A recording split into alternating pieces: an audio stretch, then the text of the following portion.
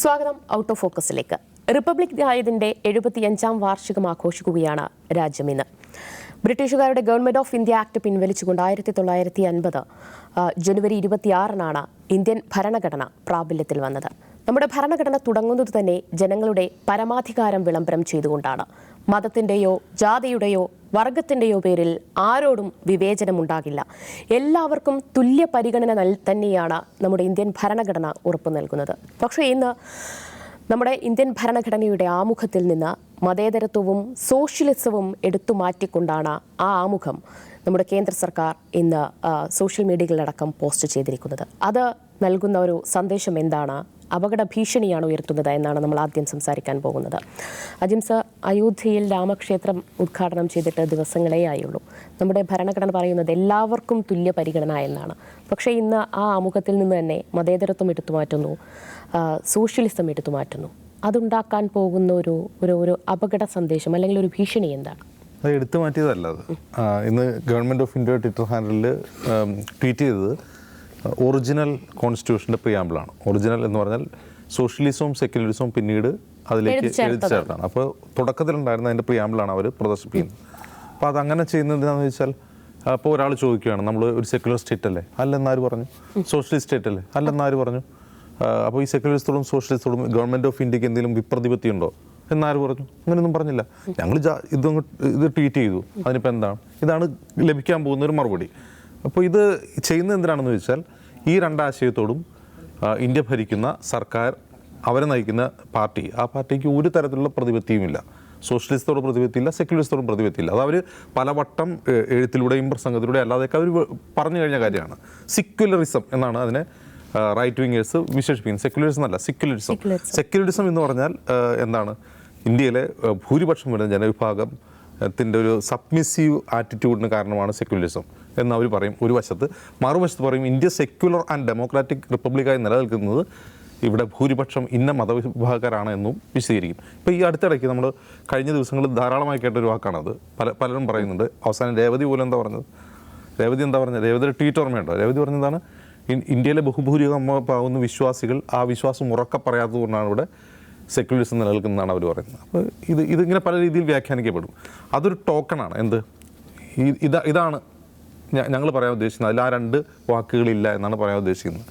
അപ്പം ഈ 2014 ശേഷം ഇന്ത്യൻ റിപ്പബ്ലിക് ഓഫ് ഇന്ത്യ എന്ന് പറയുന്നത് ഒരു മതേതര ജനാധിപത്യ രാജ്യമായി നിലനിൽക്കുമോ എന്ന ആശങ്ക പല കോണുകളിൽ നിന്ന് ആൾക്കുണ്ടായിട്ടുണ്ട്. അപ്പോൾ ആ ആശങ്കയുടെ പുറത്ത് ഇപ്പോൾ ഈ മോദി അധികാരത്തിൽ വന്നാൽ എന്ത് സംഭവിക്കും എന്നൊരു ഭീതി 2013 മുമ്പുണ്ടായിരുന്നു. ആ ഭീതി 98-ലും 99-ലും അടൽ ബിഹാരി വാജ്പേയി സർക്കാർ അധികാരത്തിൽ വരുമ്പോഴും പൊതുസമൂഹത്തിലുണ്ട്.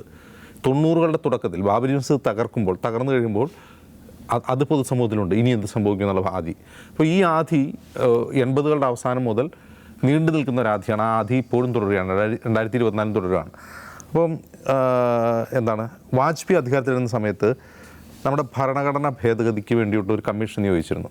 ഭരണഘടന ഭേദഗതി ചെയ്യണം. അതിൽ പല കാര്യങ്ങളും ആ കമ്മീഷൻ്റെ ടേംസ് ഓഫ് റെഫറൻസിലുണ്ടായിരുന്നു. ഒന്ന്, നമുക്ക് ഈ പ്രസിഡൻഷ്യൽ ഭരണത്തിലേക്ക് പോയാൽ എന്താണ്, അതിൻ്റെ സാധ്യതയെക്കുറിച്ച് പഠിക്കാൻ വേണ്ടിയാണ്. അങ്ങനെ ഉണ്ടാവും. എന്തിനാണ് ഈ പ്രധാനമന്ത്രി, പാർലമെൻറ്റ്? ഇപ്പോൾ അമേരിക്കൻ സിസ്റ്റം അങ്ങനെയാണല്ലോ. അമേരിക്കൻ സിസ്റ്റത്തിൽ എക്സിക്യൂട്ടീവിൻ്റെ തലവൻ പ്രസിഡൻ്റാണ്. പ്രസിഡൻറ്റ് ഇപ്പോൾ പാർലമെൻറ്റിൻ്റെ അനുമതിയോടുകൂടി അല്ലാതെ പ്രസിഡന്റ് ചില കാര്യങ്ങൾ തീരുമാനിക്കാം. പിന്നീട് പാർലമെൻറ്റിനെ അറിയിച്ചാൽ മതി. അങ്ങനെയാണ് ഇറാഖിലും അഫ്ഗാനിലും പോയി ബോംബിടാനുള്ള എക്സിക്യൂട്ടീവ് ഓർഡർ ആയിരുന്നു. അപ്പോൾ അതുപോലെ ആയിക്കഴിഞ്ഞാൽ ഒരു നേതാവ്, അതായത് ഒരു പ്രസിഡന്റ്, കാരണം പാർലമെൻറ്റ് ഒരു മോണിറ്ററിംഗ് ഇല്ലാതെ ഒരാൾക്ക് കാര്യങ്ങൾ ചെയ്യാൻ പറ്റും. ഒരു മന്ത്രിസഭയോട് ഒരു കൺസൾട്ട് ചെയ്യേണ്ടതില്ലാത്ത വിധം ശക്തമായ ഒരു രാജ്യമാക്കി മാറ്റുക എന്നുള്ളതായിരുന്നു അവരുടെ ലക്ഷ്യം. അതങ്ങനെ സംഭവിക്കുമെന്ന് 90കൾ മുതൽ തന്നെ ഒരു ഭയമുണ്ട്. അങ്ങനെ പലതരത്തിലുള്ള ഭയം. ഇപ്പോൾ ഭരണഘടന ഇല്ലാതാക്കുമോ, ഇനി വൺ നാഷൻ വൺ എലക്ഷൻ എന്ന് പറഞ്ഞ് ഇനി ഇലക്ഷനെ ഇല്ലാതാകുമോ, ഇങ്ങനത്തെ പലതരത്തിലുള്ള ഭയങ്ങൾ നിലനിൽക്കുന്നുണ്ട്. പക്ഷേ ഈ 2014 മുതൽ നമ്മൾ കണ്ടുകൊണ്ടിരിക്കുന്നത് എന്താണ്? പ്രധാനമന്ത്രി നരേന്ദ്രമോദി അധികാരമേൽക്കുമ്പോൾ ഉണ്ടാകുന്നൊരു സീൻ ഓർമ്മയുണ്ടാവും. പാർലമെൻറ്റിൻ്റെ പടിക്കെട്ടിൽ നമസ്കരിച്ചുകൊണ്ടാണ് അദ്ദേഹം അകത്തേക്ക് കയറുന്നത്. അദ്ദേഹം അകത്തേക്ക് കയറുന്നത് പാർലമെൻറ്റിൻ്റെ പടിക്കെട്ടിൽ. ഇതേ പാർലമെൻറ്റ് സെൻട്രൽ ഹാളിൽ രണ്ടാളുകളുടെ ചിത്രങ്ങളുണ്ട്. ഒന്ന് ഗാന്ധിയുടെയും ഉണ്ട്, ഒന്ന് സവർക്കറുടെയും ഉണ്ട്. സവർക്കർ ആരാണ്? ഗാന്ധിയെ കൊന്ന കേസിൽ പ്രതിയായി വിചാരണ നേരിട്ടയാളാണ് സവർക്കർ. രണ്ടുപേരുടെയും ചിത്രമുണ്ട്. അപ്പോൾ ഇനി മുതൽ എന്തായിരിക്കും സംഭവിക്കുക എന്നൊരാശങ്ക. പ്രധാനമന്ത്രി അകത്തേക്ക് കയറുന്നു. ഇനി ഭരണഘടനയെ കട്ടത്ത് വയ്ക്കുമോ? ഭരണഘടനയ്ക്ക് പിന്നെ നമ്മളെന്താ കാണുന്നത്? ഭരണഘടന മുന്നിൽ വെച്ച് തന്നെ ഭരണഘടന ഉയർത്തിപ്പിടിച്ചുകൊണ്ട് തന്നെ BJPയുടെ നേതൃത്വത്തിൽ ഒരു സർക്കാർ രാജ്യത്ത് അവരുടെ അജണ്ട നടപ്പാക്കുകയാണ്. ഇപ്പോൾ ഗോവധ നിരോധന നിയമം വരുന്നു, പല സ്ഥലങ്ങളിലും ഗോവധ നിരോധന നിയമം സ്ട്രിക്റ്റ് ആക്കുന്നു. പശുവിനെ കടത്തിയതിൻ്റെ പേരിൽ കഴിഞ്ഞ 10 വർഷമായിട്ട് നിരന്തരം ആളുകളെ തല്ലിക്കൊല്ലുന്ന നമ്മൾ കാഴ്ച കണ്ടു. അതിന് ഈ ഗൗരക്ഷക് ദളിനുള്ള നിയമപരമായ അവരുടെ ലെജിറ്റിമസി എന്താണെന്നാ ഞങ്ങളുടെ ഭരണഘടനയെ പറഞ്ഞിട്ടുണ്ട്. പശു നിരോധനത്തെക്കുറിച്ച് ഭരണഘടനയെ പറഞ്ഞിട്ടുണ്ട്. എന്തിനെക്കുറിച്ച് പറയുമ്പോൾ ഇപ്പോൾ യൂണിഫോം സിവിൽ കോഡ് ഇത് നടപ്പാക്കണം എന്ന് പറഞ്ഞ് ബഹളം വയ്ക്കും, അല്ലെങ്കിൽ യൂണിഫോം സിവിൽ കോഡ് നടപ്പാക്കാൻ പോകുമ്പോൾ അത് ഭരണഘടനയെ പറഞ്ഞിട്ടുണ്ട്. അപ്പോൾ ഇതിന് രാഷ്ട്രതന്ത്രജ്ഞന്മാർ നൽകുന്നൊരു പുതിയ പേര് റൈറ്റ് വിങ് കോൺസ്റ്റിറ്റ്യൂഷണലിസം എന്നാണ്. അതായത് RSS കോൺസ്റ്റിറ്റ്യൂഷനും സംഘപരിവാർ കോൺസ്റ്റിറ്റ്യൂഷൻ എന്നാണ്. നേരത്തെ കോൺസ്റ്റിറ്റ്യൂഷണലിസ്റ്റുകൾ എന്ന് പറയുന്ന ആരാണ്? അംബേദ്കറിസ്റ്റുകളാണ്. അംബേദ്കറാണ് ഈ ഭരണഘടനയുടെ ഉപജ്ഞാതാവ് എന്ന നിലയിൽ അംബേദ്കറൈറ്റുകളെ പറ്റിയാണ് കോൺസ്റ്റിറ്റ്യൂഷണൽ. ഇപ്പം അങ്ങനെയല്ല, കോൺസ്റ്റിറ്റ്യൂഷണലിസം എന്ന് പറയുന്നത് തന്നെ ഒരു റൈറ്റ് വിങ് ഐഡിയോളജിയായി മാറിയിരിക്കുകയാണ്. അതായത് ഭരണഘടനയെ മുന്നിൽ വെച്ചുകൊണ്ടുള്ള റൈറ്റ് വിങ് പൊളിറ്റിക്സാണ് ഇപ്പോൾ നടന്നുകൊണ്ടിരിക്കുന്നത്. അതിന് ഭരണഘടന ഭേദഗതി ചെയ്യേണ്ട ആവശ്യമില്ല, അതിൽ നിന്ന് സെക്യുലർ സോഷ്യലിസ്റ്റ് എന്ന പദം എടുത്തു മാറ്റേണ്ട ആവശ്യമില്ല. ഭരണഘടന മുന്നിൽ വെച്ച് തന്നെ റൈറ്റ് വിങ് പൊളിറ്റിക്സ് കളിക്കുക, അതാണ് ഇപ്പോൾ നടന്നുകൊണ്ടിരിക്കുന്നത്. അപ്പോൾ നാളെ ഈ റിപ്പബ്ലിക് ഇല്ലാതാവും. റിപ്പബ്ലിക്കിൻ്റെ അടിസ്ഥാനം എന്ന് പറഞ്ഞ ഭരണഘടനയാണല്ലോ. നാളെ റിപ്പബ്ലിക് ഇല്ലാതാവുമോ, നാളെ ഭരണഘടന ഇല്ലാതാവുമോ, നാളെ സോഷ്യലിസം സെക്യുലറിസം ഇങ്ങനെ ഒന്നും ഇല്ലാതാവില്ല. ഇതൊക്കെ എഴുതി വച്ചിട്ട് തന്നെ എന്താണോ ചെയ്യേണ്ടത്. ഇപ്പോൾ ഭരണഘടന മരവിപ്പിക്കുന്ന ഒരു ഘട്ടമാണ് എമർജൻസി എന്ന് പറയുന്നത്, നമ്മൾ അടിയന്തരാവസ്ഥ എന്ന് പറയുന്നത്. ഭരണഘടന അവിടെയുണ്ട്, അത് മരവിപ്പിക്കപ്പെട്ടിരിക്കുകയാണ്. ഇപ്പോഴെന്താണ് സംഭവിച്ചുകൊണ്ടിരിക്കുന്നത്? ഭരണഘടന അവിടെയുണ്ട്, എന്നാൽ എമർജൻസി പ്രഖ്യാപിച്ചിട്ടില്ല. അപ്രഖ്യാപിത അടിയന്തരാവസ്ഥ എന്ന് ഒരു തെറ്റും കൂടാതെ വിളിക്കാൻ കഴിയുന്ന ഒരവസ്ഥ ഇപ്പോഴുണ്ട്. മാധ്യമങ്ങളെ വരുതിയിലാക്കി. അന്ന് അടിയന്തരാവസ്ഥ കാലത്ത് മാധ്യമങ്ങൾ മുട്ടിലിഴയുകയായിരുന്നു എന്നാണ് വിമർശനമെങ്കിൽ ഇന്ന് മുട്ടിലിഴയല്ല, സാഷ്ടാംഗം നമസ്കരിച്ച് കിടക്കുകയാണ്. സാഷ്ടാംഗം നമസ്കരിച്ച് മാധ്യമങ്ങൾ കിടക്കുകയാണ്. മുട്ടിലിഴയുന്നത് അതാണ് നടത്തം എന്ന് ആയിക്കഴിഞ്ഞു. ഇപ്പോൾ സാഷ്ടാംഗം നമസ്കരിച്ചേക്കാണ്. മോദി എങ്ങനെയാണ് പാർലമെൻറ്റ് മുമ്പിൽ നമസ്കരിച്ചത്, അതുപോലെ മാധ്യമങ്ങൾ സാഷ്ടാംഗം നമസ്കരിച്ച് കിടക്കുന്നു. ജുഡീഷ്യറിയുടെ അവസ്ഥ നമുക്കറിയാം. ജുഡീഷ്യറിയുടെ അവസ്ഥ എത്രയോ വട്ടം നമ്മൾ ഇവിടെ ചർച്ച ചെയ്തതാണ്. ഇപ്പോഴത്തെ അവസ്ഥ എന്താണെന്ന് വെച്ചാൽ നമ്മൾ നീതി കിട്ടും എന്ന് പ്രതീക്ഷിക്കുന്ന ചില ചീഫ് ജസ്റ്റിസുമാരൊക്കെ ഉണ്ട്. നീതി കിട്ടും, അവരുടെ മുൻകാല ജഡ്ജ്മെൻറ്റൊക്കെ വെച്ചിട്ട്. പക്ഷേ അവർ പോലും നമ്മൾ ഞെട്ടിച്ചുകൊണ്ടുള്ള വിധിന്യായങ്ങൾ പുറപ്പെടുവിക്കുകയോ ഇടപെടുകയോ ചെയ്യുന്നു. അതിൻ്റെ പിന്നിലെന്താണ്? അതായത് നമ്മൾ ഒരിക്കലും പ്രതീക്ഷിക്കാത്ത തരത്തിൽ അത്തരം വിധിന്യായങ്ങൾ വരുമ്പോൾ അതിന് പിന്നിൽ എന്താണെന്ന് ഒരു പക്ഷേ അവർ സ്റ്റെപ്പ് ഡൗൺ ചെയ്തതിന് ശേഷമായിരിക്കും പുറത്തു വരിക. അതിൻ്റെ പിന്നിൽ എന്താണ്? ഭാഗ്യവശാൽ കഴിഞ്ഞ കുറേ നാളായിട്ട് ജഡ്ജിമാർക്കെതിരെ സ്ത്രീപീഡന കേസുകളോ അല്ലെങ്കിൽ അഴിമതി കേസുകളോ ഒന്നും ഇപ്പോൾ വരുന്നില്ല എന്നുള്ളത് യാഥാർത്ഥ്യമാണ്. പക്ഷേ വളരെ പെട്ടെന്ന് തന്നെ ചില ജഡ്ജിമാരുടെ നിറം മാറുന്നു. മഹിളാ മോർച്ചയുടെ സംസ്ഥാന സെക്രട്ടറി ആയിരുന്ന ആളൊക്കെ സുപ്രീം കോടതി ചീഫ് ജസ്റ്റിസായിട്ട് നിയോഗിക്കപ്പെടുന്നു. അതായത് വെറുപ്പും വിദ്വേഷവും ട്വിറ്ററിൽ പോസ്റ്റ് ചെയ്തുകൊണ്ടിരുന്നൊരു വക്കീൽ കണ്ണടച്ച് തുറക്കുമ്പോൾ പിന്നെ കാണുന്നത് സുപ്രീം കോടതി ചീഫ് ജസ്റ്റിസായിട്ട് അവിടെ ഇരിക്കുന്നതാണ്. ഹൈക്കോടതി ജഡ്ജിയല്ലേ തമിഴ്നാട്ടിലെ? ഒരു സുപ്രീം കോടതി ജഡ്ജിയാണ്. ആണോ? അവർ സുപ്രീം കോടതിയിലെത്തി.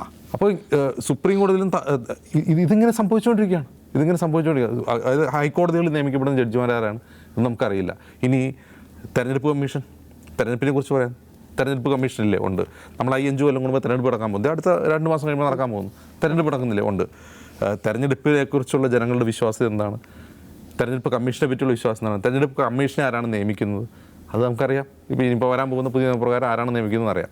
അപ്പോൾ എല്ലാം എഴുതി വയ്ക്കും. ഞാൻ പറയുന്നത് ഭരണഘടനയ്ക്കൊന്നും സംഭവിക്കില്ല, സെക്യുലറിസത്തിനോ ഒന്നും സംഭവിക്കില്ല, ഡെമോക്രസിക്കോ സോഷ്യലിസത്തിനോ ഒന്നും സംഭവിക്കില്ല. സംഭവിക്കുന്നത് എന്താണ്? ഇതൊക്കെ എഴുതി വെച്ചിട്ട് തന്നെ കാര്യങ്ങൾ നടക്കാൻ പാകുന്നൊരു സിറ്റുവേഷനിലേക്ക് രാജ്യം പോയിക്കൊണ്ടിരിക്കുകയാണ്. അപ്പോൾ റിപ്പബ്ലിക് തകരുമോ എന്നുള്ള ആശങ്കയിൽ എഴുതി വെച്ചിരിക്കുന്നത് തകരില്ല, പക്ഷേ അതിൻ്റെ ആത്മാവ് ചോർന്ന് പോയിക്കൊണ്ടേയിരിക്കുകയാണ്. അത് തടയാനുള്ള ശ്രമം എവിടെയെങ്കിലും ഉണ്ടാവുന്നുണ്ടോ ചോദിക്കുമ്പോൾ പലപ്പോഴും നിരാശയാണ് പലരും. യെസ് സർ, ഭരണഘടന എവിടെയുണ്ടോ ചോദിക്കുമ്പോൾ അവിടെയുണ്ട്. പക്ഷേ അതിലെ അടിസ്ഥാന തത്വങ്ങളൊക്കെ മാറ്റി എഴുതിക്കൊണ്ടുള്ള ഓരോ പ്രവർത്തനങ്ങൾ നടക്കുമ്പോൾ എന്താണ് ഇനി റിപ്പബ്ലിക് ഇന്ത്യയുടെ ഭാവി? അതിലിപ്പോൾ ദിവ്യ ഇന്ന് ഈ വിഷയത്തെക്കുറിച്ച് സംസാരിക്കാൻ കാരണം ഇന്ന് ജനുവരി 26 റിപ്പബ്ലിക് ഡേ ആയതുകൊണ്ടാണല്ലോ.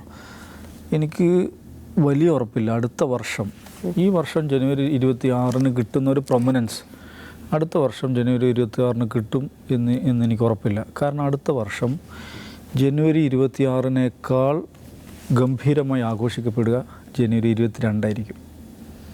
പ്രാണപ്രതിഷ്ഠ നടന്ന ദിവസം അതായിരിക്കും ഒരു ഏറ്റവും പ്രധാനപ്പെട്ട ദേശീയ ദിനമായിട്ട് കൊണ്ടാടപ്പെടുക. ഞാനത് വെറുതെ പറയല്ല. ഈ കഴിഞ്ഞ ആഴ്ച നടന്ന സെൻട്രൽ ക്യാബിനറ്റ് മീറ്റിങ്ങിൽ രാജ്നാഥ് സിംഗ് ഒരു പ്രകീർത്തന പ്രമേയം അവതരിപ്പിച്ചിട്ടുണ്ട്. എന്താ പ്രകീർത്തന പ്രമേയം എന്നറിയോ?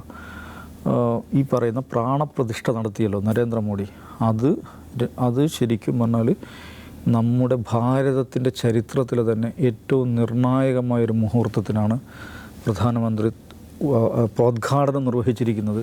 അതിൻ്റെ പേരിൽ അദ്ദേഹത്തെ പ്രകീർത്തിക്കുകയാണ്. അപ്പോൾ ആ പ്രമേയത്തിൽ പറയുന്നൊരു കാര്യം എന്ന് വെച്ചിട്ടുണ്ടെങ്കിൽ 1947 ശേഷം വന്നിട്ടുള്ള ക്യാബിനറ്റ് സംവിധാനം ഉണ്ടല്ലോ, പിന്നെ അതിന് മുമ്പുണ്ടായിട്ടുള്ള വൈസ്രോയ് സംവിധാനം, ഈ 2 സംവിധാനത്തിലും നമ്മുടെ നാട്ടിൽ ഒരുപാട് ചരിത്രപ്രധാനമായിട്ടുള്ള കാര്യങ്ങൾ നടന്നിട്ടുണ്ട്. പക്ഷേ അവയെല്ലാം മറികടക്കുന്ന ഭാരത ചരിത്രത്തിലെ ഏറ്റവും നിർണായകമായിട്ടുള്ളൊരു മുഹൂർത്തമാണ് ജനുവരി 22 എന്ന് പറഞ്ഞാൽ ആഗസ്റ്റ് 15-നേക്കാൾ ജനുവരി 26-നേക്കാൾ എല്ലാം പ്രാധാന്യമുള്ള ഒരു സംഭവം, ഒരു തീയതിയായിട്ട് ജനുവരി 22 മാറുകയാണ്. അപ്പോൾ അത് പ്രാണപ്രതിഷ്ഠ നടത്തി അന്ന് പ്രസംഗത്തിൽ പ്രധാനമന്ത്രിയും പറഞ്ഞിരുന്നു എന്താണ്, ഇതൊരു യുഗപരിവർത്തനത്തിൻ്റെ ഒരു ദിവസമാണിത്. ഒരു അമ്പലം ഉണ്ടാക്കുന്നതല്ല, അല്ലെങ്കിൽ ഒരു സ്ട്രക്ചർ യുഗപരിവർത്തനം എന്ന് പറയുമ്പോൾ എന്താണ്, വലിയ സംഭവമാണല്ലോ ഇത്.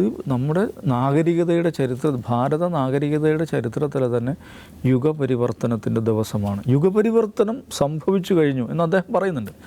അപ്പോൾ നിങ്ങൾ ഈ പറയുന്നത് എന്താണ്, സെക്യുലറിസം, സോഷ്യലിസം, ഭരണഘടന, ഇതിനൊന്നും അതൊക്കെ പരിവർത്തനം ചെയ്യപ്പെട്ട് കഴിഞ്ഞു. അപ്പോൾ ഇതിൽ ഈ മന്ത്രിസഭാ യോഗത്തിൽ പ്രകീർത്തന പ്രമേയം പാസ്സാക്കപ്പെട്ടപ്പോൾ ഇവിടെ നമ്മൾ ഓർക്കേണ്ട ഒരു ചരിത്ര വസ്തു വെച്ചാൽ 1950 റിപ്പബ്ലിക് ആവുന്നത്, 50 ജനുവരി 26. 1951 അന്ന് പ്രധാനമന്ത്രി ജവഹർലാൽ നെഹ്റു അന്നത്തെ മന്ത്രിസഭയിൽ ഒരു വിയോജന പ്രമേയം പാസ്സാക്കപ്പെടുന്നുണ്ട്. എന്താ അറിയോ, അന്ന് ഈ പറയുന്ന സോമനാഥ ക്ഷേത്രത്തിന് ഉദ്ഘാടനം നടക്കുകയാണ് ഗുജറാത്തിൽ. അപ്പോൾ അതിൽ ഇദ്ദേഹം പങ്കെടുക്കുന്നു, ഡോക്ടർ രാജേന്ദ്ര പ്രസാദ് പ്രസിഡൻറ്റ് പങ്കെടുക്കുന്നു. അപ്പോൾ പ്രസിഡൻറ്റ് അതിൽ പങ്കെടുക്കുന്നു പറഞ്ഞാൽ ജവഹർലാൽ നെഹ്റുവിന് കടുത്ത വിയോജിപ്പുണ്ടായിരുന്നു.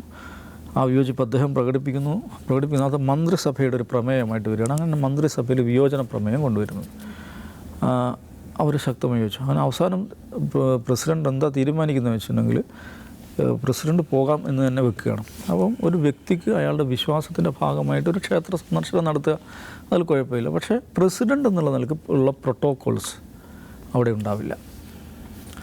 അദ്ദേഹത്തിന് പ്രസിഡൻറ്റിന് ലഭിക്കുന്ന സുരക്ഷയോ മറ്റ് പ്രോട്ടോക്കോളുകളോ അവിടെ ഉണ്ടാവില്ല. രാജേന്ദ്ര പ്രസാദിന് എന്ത് ചെയ്യാം, പോകാം, നമ്മൾ തൊഴാൻ പോകുന്നുണ്ടല്ലോ ആളുകൾ, അത് വ്യക്തിപരമായ വിശ്വാസത്തിന്. പക്ഷേ 51 വിയോജന പ്രമേയം വന്ന നമ്മുടെ ക്യാബിനറ്റ് യോഗത്തിൽ 2024 എന്താണ് വരുന്നത്, പ്രകീർത്തന പ്രമേയമാണ് വരുന്നത്. ഏത് പ്രധാനമന്ത്രി പോയി ഇതിന് കാർമ്മികത്വം വഹിച്ചതിൻ്റെ പേരിൽ. ആ നിലക്ക് നോക്കുമ്പോൾ നരേന്ദ്രമോദി പറഞ്ഞത് ശരിയാണ്, യുഗപരിവർത്തനം സംഭവിച്ചു കഴിഞ്ഞിരിക്കുന്നു. 51 പ്രസിഡൻറ്റ് പോകുന്നതിനെതിരെ വിയോജന പ്രമേയം വന്നിട്ടുണ്ടെങ്കിൽ 24 പ്രധാനമന്ത്രി പോയി മുഖ്യ കാർമ്മികനായതിനെക്കുറിച്ച് എന്താ വന്നിരിക്കുന്നത്, പ്രകീർത്തന പ്രമേയമാണ്. അപ്പോൾ ശരിക്കും യുഗപരിവർത്തനം വന്നു കഴിഞ്ഞിരിക്കുന്നു. അതുകൊണ്ട് ദിവ്യ അടുത്ത കൊല്ലം 22 സംസാരിക്കാം. ജനുവരി 22 നമ്മൾ കൂടുതൽ സംസാരിക്കേണ്ടി വരിക. ആ നിലയിലേക്കാണ് പോകുന്നത്. പക്ഷേ ഇത് ഇങ്ങനെ മാറുകയാണ്, പിന്നെ നമ്മുടെ രാജ്യത്തിൻ്റെ സ്വഭാവം തന്നെ മാറുകയാണ് എന്നത് അതിൻ്റെ ഗൗരവത്തിൽ എല്ലാവരും മനസ്സിലാക്കിയിട്ടുണ്ടെന്ന് അറിയില്ല. പൊതുവെ ആളുകളുടെ ഒരു ഇതുണ്ടെന്ന് വെച്ചാൽ ഭയങ്കരമായ അടിച്ചേൽപ്പിക്കപ്പെടുന്ന ഒരു ഐക്യം, ഏകത, അതാണ് ശക്തി എന്ന് വിചാരിക്കുന്ന ആളുകൾ നല്ല പോലെയുണ്ട്. അത് മണ്ടത്തരമാണ്. നമ്മുടെ രാജ്യം ഇത്രയും കാലം നിലനിൽക്കാനും മുന്നോട്ട് പോകാനും സാധിച്ചത് എന്തുകൊണ്ടെന്ന് വെച്ചാൽ അടിച്ചേൽപ്പിക്കപ്പെടുന്ന ഏകതയിലൂടെയല്ല. എങ്ങനെയാണ്? വൈവിധ്യങ്ങളെ മാനിക്കുന്നതിലൂടെയാണ്. ഇപ്പോൾ ലോകത്തെ ഏറ്റവും ശക്തമായ രാജ്യം, നമ്മുടെ ഇന്നത്തെ ഒരു സെൻസിൽ ഏറ്റവും ശക്തമായ രാജ്യം എന്ന് പറയുന്നത് അമേരിക്കയാണ്. അമേരിക്കയിൽ 50 സ്റ്റേറ്റുകളുണ്ട്. 50 സ്റ്റേറ്റുകൾ എടുക്കുക, ഓരോ സ്റ്റേറ്റിനും ഓരോ ലോയാണ്. അത് മനസ്സിലാക്കണം നമ്മൾ. ഇത് സിവിൽ ലോ മാത്രമല്ല, ഈവൻ ക്രിമിനൽ ലോ വരെ വ്യത്യസ്തമാണ്. എന്ന് പറഞ്ഞാൽ എന്താണ്? വൈവിധ്യങ്ങളെ മാനിക്കുക മാത്രമല്ല, വൈവിധ്യങ്ങൾക്ക് നിയമപരമായിട്ടുള്ള ഇത് കൊടുക്കുകയാണ്. റഷ്യ എടുക്കുക, റഷ്യ വളരെ പ്രധാനപ്പെട്ട റഷ്യ എനിക്ക് തോന്നുന്നു 80 ഒബ്ലാസ്റ്റുകൾ, ഫെഡറേറ്റുകൾ, ഓട്ടോണമസ് റിപ്പബ്ലിക്കുകൾ എന്നൊക്കെ പറഞ്ഞ് പല കാറ്റഗറീസ് ഉണ്ട്. ഇതിന് ഏതാണ്ട് ഒരു സ്വതന്ത്ര രാജ്യത്തിനുള്ളത്രയും അടുത്ത് അധികാരം നൽകുന്ന സ്വഭാവത്തിലുള്ളതുണ്ട്. ചെസ്നിയൊക്കെ ഒരു സ്വതന്ത്ര രാജ്യം പോലെയാണ്. റഷ്യൻ ഫെഡറേഷനകത്തുള്ള സ്വതന്ത്ര രാജ്യം പോലെയാണ്. ഇപ്പോൾ ഫെഡറേറ്റുകൾ, ഒബ്ലാസ്റ്റുകൾ, ഓട്ടോണമസ് റിപ്പബ്ലിക്കുകൾ, പിന്നെയും 1-2 കാറ്റഗറീസ് വേറെ ഉണ്ട്. റഷ്യൻ ഭാഷയുള്ള വാക്കുകളാണ്. എന്ന് പറഞ്ഞാൽ റഷ്യ ദുർബലമായ രാജ്യമാണോ? റഷ്യ ലോകശക്തമായ രാജ്യമാണ്. എന്താണ്? വൈവിധ്യങ്ങളെ ഉൾക്കൊള്ളുകയാണ് ചെയ്യുന്നത്. വൈവിധ്യങ്ങൾക്ക് നിയമപരമായിട്ട് തന്നെ ഇത് കൊടുക്കുകയാണ് ചെയ്യുന്നത്, അതിനുള്ള അതോറിറ്റി കൊടുക്കുകയാണ് ചെയ്യുന്നത്. അപ്പം അടിച്ചേൽപ്പിക്കപ്പെടുന്ന രസമുള്ള കാര്യം, ചെച്ചനയ്ക്ക് പ്രത്യേക പദവി കൊടുത്ത് റഷ്യൻ ഫെഡറേഷനിൽ ലയിപ്പിച്ചപ്പോഴാണ് അവിടെയുള്ള സെപ്പറേറ്റിസ്റ്റ് മൂവ്മെന്റ് ഇല്ലാതായത്. അതുകൂടെ നമ്മൾ മനസ്സിലാക്കണം. എന്ന് പറഞ്ഞാൽ ആ ഏകത, ശക്തി എന്ന് പറഞ്ഞാൽ അടിച്ചേൽപ്പിക്കുന്ന ഏകതയിലൂടെ അല്ല വരുന്നത്, വൈവിധ്യങ്ങളെ മാനിക്കുന്നതിലൂടെയാണ്. അങ്ങനെ നമ്മുടെ രാജ്യം ഇത്രയും നോക്കൂ, എന്തോരം വൈവിധ്യങ്ങളുള്ള രാജ്യമായിട്ടും കഷണമായി പോകാതെ, ദുർബലമായി പോകാതെ ഇത്രയും കാലം ശക്തമായി മുന്നോട്ട് സഞ്ചരിച്ചതിൻ്റെ ഏറ്റവും പ്രധാനപ്പെട്ട ഘടകം ഇതാണ്. അതിനെ സാധ്യമാക്കിയൊരു ഭരണഘടനയാണ്. ആ ഭരണഘടനയാണ് ഇങ്ങനെ അടിയിലൂടെ തുരങ്കം വെക്കുന്ന, എന്താണ്, ചെതല് പിടിക്കുന്ന ഒരവസ്ഥ. അങ്ങനത്തെ ഒരു അവസ്ഥയിലാണ് നമ്മൾ ജനുവരി 26 നിൽക്കുന്നത്. ഞാൻ വീണ്ടും പറയുന്നു, ജനുവരി 26 ഈ നിലക്ക് കമ്മമറേറ്റ് ചെയ്യുന്ന അവസാനത്തെ ജനുവരി 26 ആയിരിക്കും മിക്കവാറും ഇത്. യെസ്, എന്തായാലും ഇന്ത്യ റിപ്പബ്ലിക്കായി 75 വർഷം പിന്നിടുമ്പോൾ അതിലെ അടിസ്ഥാന തത്വങ്ങളായ മതേതരത്വം, ജനാധിപത്യം, സോഷ്യലിസം, ഈ വാക്കുകളൊക്കെ നമ്മളിങ്ങനെ ഓർത്തെടുക്കേണ്ട ഒരവസ്ഥയാണ്. അത് ഭരണഘടനയിലെ എഴുതപ്പെട്ട വാക്കുകളായി മാത്രം മാറുകയാണ്. ഇനി വർഷങ്ങൾ കഴിയുമ്പോൾ ഭരണഘടനയിൽ നിന്ന് പോലും ആ വാക്കുകൾ മാറ്റിയേക്കുമോ എന്നതും നമുക്ക് അങ്ങനെ മാറ്റിയാൽ പോലും അത്ഭുതപ്പെടേണ്ടതില്ല എന്നതാണ്.